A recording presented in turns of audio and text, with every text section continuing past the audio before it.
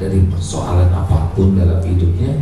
3, warazaqahu min haitsu la yahtasib, Allah akan berikan rezeki dari tempat yang tidak diduga-duga. Waktu anak dulu kan zaman selebritis yang kurang jelas ya, dulu 2006 kesana kan kesibukan ke TV, jadi nggak ngurus anak, nggak ngurus pesantren. Pas giliran saya mulai sadar, anak ada yang -7 matanya karena keseringan main komputer, main game, keranjingan SD nya. Saya masih sibuk, terkenal di mana-mana, ibu-ibu mau dipotret, anak ternyata sibuk main game. Gak bisa berhenti bu. Saya nanya ke guru, gimana? Kata guru, tobat, istighfar. Itu anak tuh karena kesalahan orang tuanya, bapaknya gak jadi contoh, kurang perhatian, kurang tulus, gak ngedoain. Wah, kayaknya tiap lihat anak teh, ampun ya Allah, saya yang salah, astagfirullah, astagfirullah. Berhenti sendiri tuh main game. Pindah ke masjid. Kelas 1 SMP berangkat minta dipesantrenkan ke Wadi Mubarok. Alhamdulillah 8 bulan hafal 30 juz. Dari penggemar game, gak banyak nasihat, cuma belajar banyak tobat. Jadi saya mohon maaf kalau cerita pengalaman ini, sebab ini fakta gitu ya. Nah itu aja Pak. Pokoknya ibu pengen suami soleh, apa amalannya? Banyak tobat. Suami saya ngaco, saya yang tobat. Emangnya dosa saya apa? Nah, dosanya itu nggak ngaku. Ini beneran bu, ini kisah-kisah nyata kan di dalam. Udah habis belum waktunya? Gak usah marah bu, biasa aja. Saya kan cuma nanya waktu.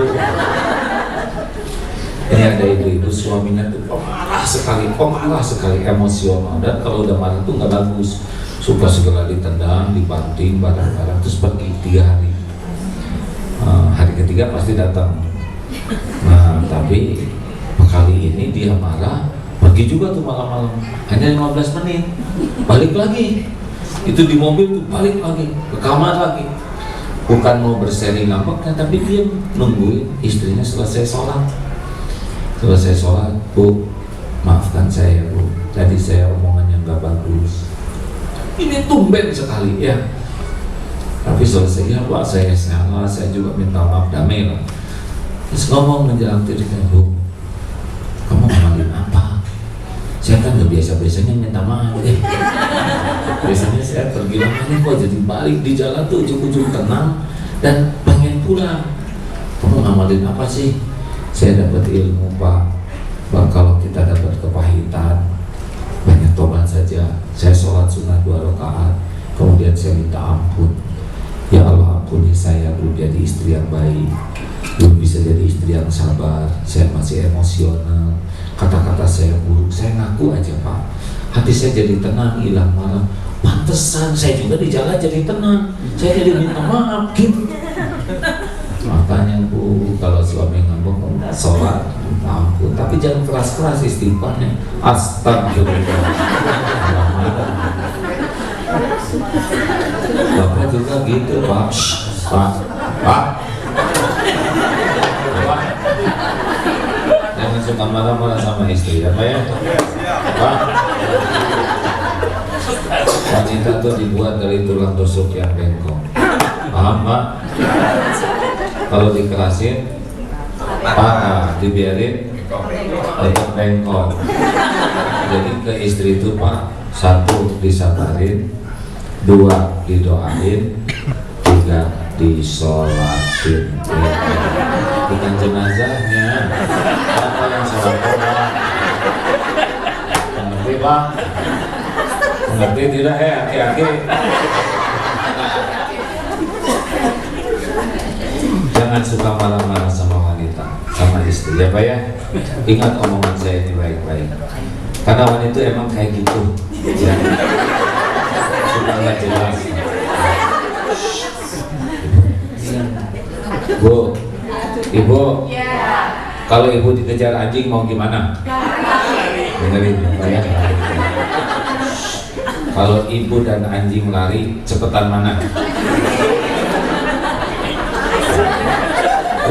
kayak gitu Pak. Dia tuh suka ngomong dulu, udah gitu baru mikir. Udah mikir terus bingung, terus ketawa sendiri sama omongannya sendiri gitu. Coba barusan, ibu kalau dikejar anjing gimana? Lari, bulat dia Pak. Kalau ibu dan anjing lari cepetan mana? Anjing. Nah itulah wanita. Jadi suka ngomong dulu, mikirnya belakangan. Bahkan kadang-kadang nggak mikir juga. Jelas Pak? Jelas Pak? Jelas Pak? Ibu, ibu yang baik. Bu, apakah ibu mau punya suami yang jujur? Mau. Dengerin ya. Apakah ibu siap kalau suami ibu mengatakan yang sejujurnya? Baru mau, giliran mau jujur nggak boleh. Sadar nggak sih bu, ibu teh bu? Nah itu teh dunia wanita, gampang ngomong. Ibu mau punya suami jujur? Mau. Apakah ibu siap kalau suami? Tidak. Mau ya. Si bapak ketawa yang bahagia. Makanya jangan aneh Pak, kalau istri ngomong yang enggak apa tuh tenang aja. Tenang Pak. Pak ya Pak Bu. Hari Minggu kan ada undangan. Oh iya ya. Ibu pakai baju yang mana ya Pak ya? Kata Bapak ibu pakai baju yang mana? Aduh terserah ibu lah, pilih yang paling cocok, yang paling nyaman. Ditanya malah nanya lagi. Malah kita Pak, padahal kita bener niatnya. Jadi ibu teh maunya yang merah atau yang biru Pak? Coba pilihin. Merah Bu. Coba ibu pakai yang merah, keren. Tapi kan biru juga keren Pak. Keluar teh hijau Bu. Mama ngena we. Kita mah kalem we Pak. Cocok dengan ceramah ini. Pak, ya Bu. Mau dimasakin apa nih? Mama mau masak spesial buat Bapak. Jangan nyebut terserah Pak. Silakan kita. Sebentar Bu. Udah deh, bikinin opor ayam. Ayam tuh mahal Pak. Coba ya. Kalau gitu mah yang gampang aja Bu, karet dok. Apa mencret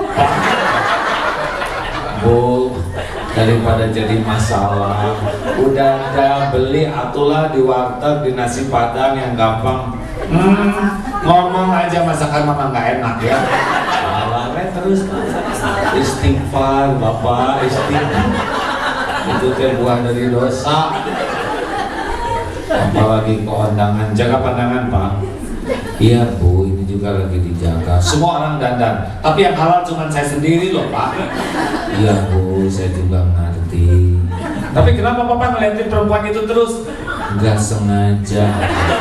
Nggak sengaja, tapi sering. Emang dia sama saya cakapan mana Pak? Ayo, cakapan mana dia sama saya? Cakapan ibu dong Bu. Bohong. Jujur. Oh, jujur sih cakapan ibu. Oh, semuanya salah. Oh, rahasianya apa Pak? Istighfar. Ya, Bapak kamu sholat terima ya Allah. Gugur dosa. Ibu tuh kayak gitu Mas Ibu. Serba salah. Nanti kita bangun tidur, misalkan istri lagi ngajak, Pak, lihat pakai baju ini, Pak, lihat pakai baju ini, saya kelihatan langsing ya. Oh iya Bu, kelihatan langsing. Hah? Berarti kemarin gendut dong. Cilak. Udah Pak, jangan banyak ngomong cincin.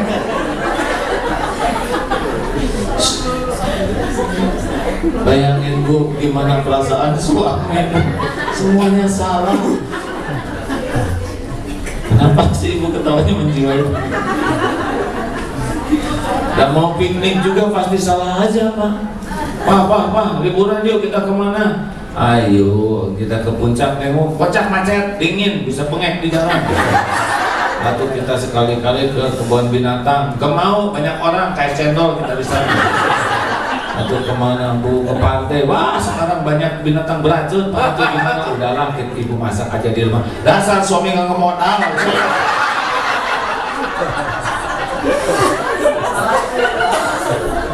Udah ngerti sekarang Pak? Jadi apa solusinya kalau kayak gitu Pak? Ya Allah, terima saya makhluk yang satu ini. Semoga habis dosa saya Pak.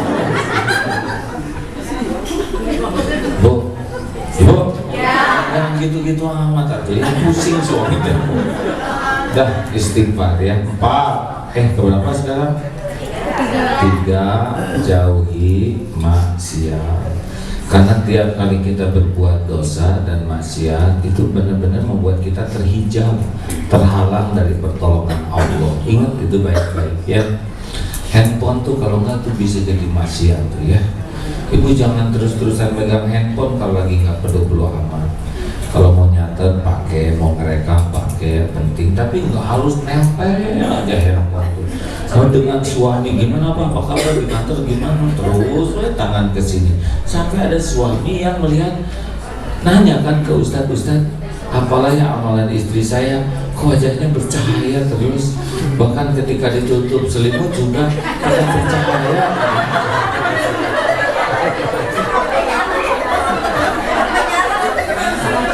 Dia mau diri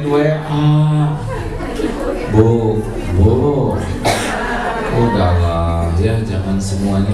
Saya tuh udah banyak suami yang komplain, anak yang komplain karena istrinya nggak bisa lepas tuh dari menuhankan HP, nempel aja. Sampai dengan anak juga ngajarin anak terus gini. Bahkan anak mau tidur sayang, tidur.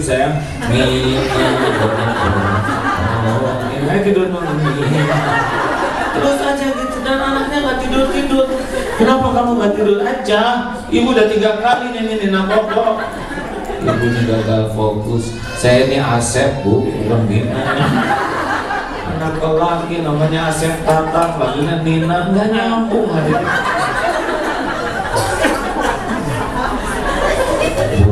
Ibu, Cimi sadar ya, hati-hati tuh. Bisa hilang waktu banyak tuh dengan HP. Belum lagi gibahnya, benar? Belum lagi nge-broadcast yang gak benar, belum lagi ngebuka file-file yang jelek. Bapak juga hati-hati Pak, sekarang maksiat tuh hanya dari 1 jari aja. Mau lihat apa aja yang paling terlarang hanya dengan 1 jari bisa kebuka. Udah gitu dipakai sholat lagi HP-nya. Ya di bawah udah gabung-gabung maksiat, susah. Bu, Pak, ini serius nih. Kita kadang-kadang yang nyontoin anak-anak lagi makan sama-sama, tangannya di bawah meja semua. Ada makan dikit potret. Ada bangun jam 3 sekalinya bangun broadcast. Tajud, karena dia pas bangun ya.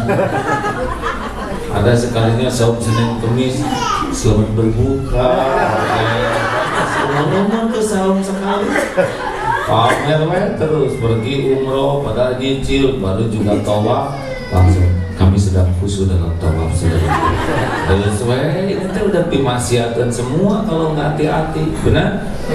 Ada mobil bagus diparkir langsung selfie ini. Padahal yang punyanya di dalam. Ini kayak buat apa hidup kayak gini, benar? Halo, benar nggak nih? Pak, Bapak juga, Bapak, saya senang di sini tidak ada yang merokok ya.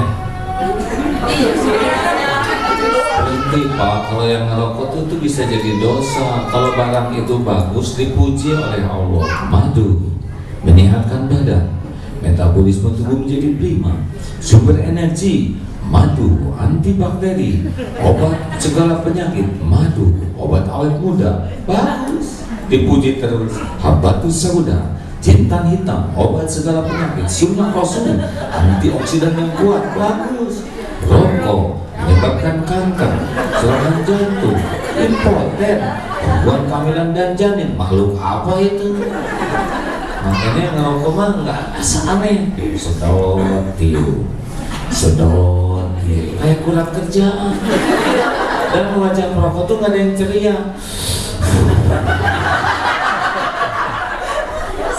Udah lah, berhenti lah Pak. Kasih tahu ya, suruh berhenti. Caranya mah gampang, berhenti rokok. Tiap mau beli rokok, uangnya disedekahkan, gitu aja. Tiap mau beli 20 sedekahin. Doa, ya Allah tolong. Insya Allah nggak lebih seminggu juga berhenti kok. Apa? Nah, jangan suka ngobrolin orang yang gak baik, benar? Karena kalau kita udah ngobrolin yang jelek tuh hati kita jadi ikut jelek, pikiran kita jelek, nggak sengaja aja dengan omongan orang udah langsung kotor hati. Tetangga ganti mobil, nyicil lah. Ya melihat mobil itu langsung nyicil, capek. Bu, ibu, udah nggak usah ribet dengan takdir orang lain, ya. Jangan suka membanding-banding. Tiap orang punya garis masing-masing. Tiap orang punya episode masing-masing. Jangankan sekomplek, adik kakak aja seibu sebapak, beda-beda takdirnya, betul? Dan dipikirin oleh kita juga nggak robah takdir orang. Sok ibu mikirin saya tetap saya mah lancar dengan takdir saya ya. Ibu-ibu ngajar rongkeng banyak dosa ngobrolin orang. Makanya tenang aja hidup mah ya. Setuju? 4. Tingkatkan taat. Ulangi. Tingkatkan taat. Sekali lagi. Tingkatkan taat. Yang mantap. Tingkatkan taat. Nah, apa ketaatan yang paling top? Ya, Rasulullah pernah bersabda begini, maukah engkau kuberitahu amalan yang paling baik? Ini topnya amalan. Amalan yang paling mensucikan. Jadi kalau ibu bapak ngamalin ini bersih dari dosa. Amalan yang paling mengangkat derajat. Kalau diawalin naik derajatnya.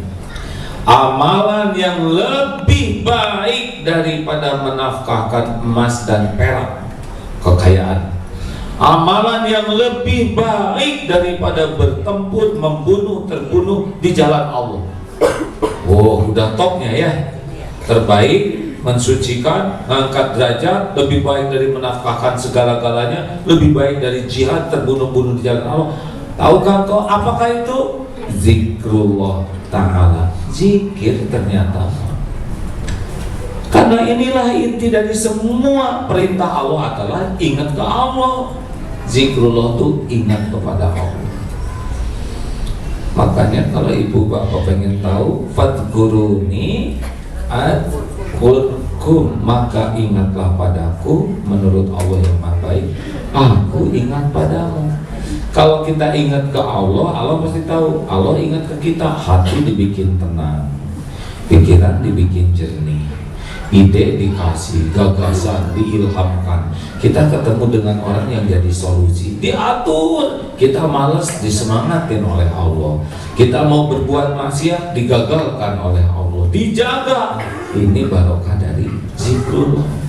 Makanya orang yang paling banyak ditolong Allah, yang paling banyak zikir. Dan yang paling jauh dari Allah adalah yang paling sedikit zikirnya. Makanya kalau ibu bapak pengen tahu kedudukan ibu di sisi Allah, bapak di sisi Allah, gampang lihat aja zikirnya banyak atau enggak. Nah, zikir yang paling lengkap adalah sholat. Wasta'inu bis-sabri was-salah. Makanya kalau bapak ibu ingin ditolong Allah, perbaiki kesabaran dan perbaiki sholat. Apa itu sabar? Sabar itu menahan diri. Mau ngomong, tahan. Belum kan nih saya ngomong, benar nggak yang saya ngomongin ini? Manfaat enggak ya? Enggak. Cep, diam, itu sabar. Mau nulis, perlu nggak nih saya balas? Kemarin ada yang ngirim, itu ngebajak Twitter saya, lebih baik memilih pemimpin koruptor tapi muslim daripada pemimpin yang jujur tapi kafir. Nggak mungkin saya nulis gitu ya. Itu ngebajak betul, nyol ke sini. Itu hoax, bukan tulisan saya. Itu dibuat oleh penjahat, penipu yang merusak. Semoga Allah membalas. Balas. Terus baca lagi, loh, asal nggak cocok dengan ceramah saya nih, hapus. Itu bukan tulisan saya, itu tulisan orang yang tidak suka ke ulama dan memfitnah. Semoga Allah memberi hidayah dan mengampuni. Lumayan. Sini mah tetap ya segede gini. Tapi nahan itu ternyata kuncinya bisa mendapatkan yang terbaik. Ibu, Pak, jangan suka banyak komentar. Lebih baik sesudah itu sholat. Karena zikir dalam keadaan wudhu itu sholat. Zikir yang ada kiblat sholat. Ada takbir, tahmid, tahlil, tasbih ada dalam sholat. Ada syahadat ada dalam sholat. Jadi kita sholat itu memperbaharui syahadat kita. Ada sholawat, ada al-fatihah umul Quran, ada ayat-ayat Quran, ada tasbih dalam keadaan ruku, ada tasbih dalam keadaan sujud. Sujud itu terdekat kita dengan Allah itu saat sujud. Makanya yang banyak sholatnya itu makin dekat dengan Allah. Yang lama sholatnya itu lama dekatnya dengan Allah. Dan ada doa yang diapit di antara dua sujud. Doa itu zikir. Ini hebat, udah diantar dengan wudu, ngadep kiblat, fatihah, takbir, tasbih, sujud, duduk untuk doa, dan ditutup dengan sujud lagi. Enggak ada yang kayak gini. Benar? Rabbi firli, ampuni saya ya Allah, warhamni, sayangi saya ya Allah, wajburni, cukupi semua keperluan lahir batin saya, warfa'ni, angkat derajat saya ya Allah, muliakan di sisimu, warzuqni, rizkikan kepada hambamu ini yang baik-baik, yang barokah, wahdini, tuntun pikiran, lisan, sikap, perilaku, tuntun saya ya Allah, wahdini, wa'afini, sehatkan lahir batin saya, sehat yang bisa membuat saya taat padamu, wa'fu anni, hapuskan semua jejak aib dan dosa saya di dunia akhirat ya Allah. Coba wa'fu anni itu kalau Rabbi firli itu ditutup, kalau wa'fu anni itu dihapus. Kan kalau dengan Rabbi firli dosa kita nggak bahaya buat kita di dunia, tidak bahaya di akhirat. Tapi kalau wa'fu anni dimaafkan itu kayak jalan di padang pasir, tapak kakinya dihembus angin, hilang. Kalau Rabbi firli kita ketemu juga nanti di akhirat, tapi ditutup oleh Allah. Jadi waktu dihisab hanya kita lihat sendiri aja dosa, orang lain gak ada yang lihat. Kalau nggak tobat dilihat siapapun. Tapi wa'fu anni hilang tuh filenya. Makanya doa Lailatul Qadar gimana? Allahumma innaka afuwun tuhibbul afwa fa'fu anni. Kalau kami fa'fu anna, kalau saya sendiri fa'fu anni. Itu habis tuh, nggak ketemu lagi di akhirat.